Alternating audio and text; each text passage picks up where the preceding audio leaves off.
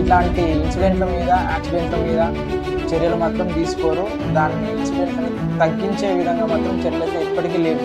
వాళ్ళకి కావాల్సింది ఒకటే, వాళ్ళ టార్గెట్ వాళ్ళు రీచ్ అవ్వాలి, వాళ్ళకి లాభాలు అంతే తప్ప కార్మికులను పట్టించుకుందాం అనే పాపాన్ని అయితే పోతలేదు ఈ యాక్సిడెంట్ వల్ల. మరి ఈ ఇన్సిడెంట్ ఎలా జరిగింది ఏందో ఒకసారి చూడండి. యాక్చువల్గా ఎవరైతే అండర్ మేనేజ్ ఉన్నారో కేబుల్ బాయ్ తన విధుల నుంచి వెళ్ళి వేరే విధులు ఫలితంగా అంటే అతను ఉన్న డిపార్ట్మెంట్ నుంచి వేరే డిపార్ట్మెంట్ అక్కడ తీసుకెళ్తాను. తను వెళ్ళిన తర్వాత వాళ్ళు ఒకసారి చెక్ చేసినారు రూట్ కరెక్ట్గా ఉందా లేదా అని.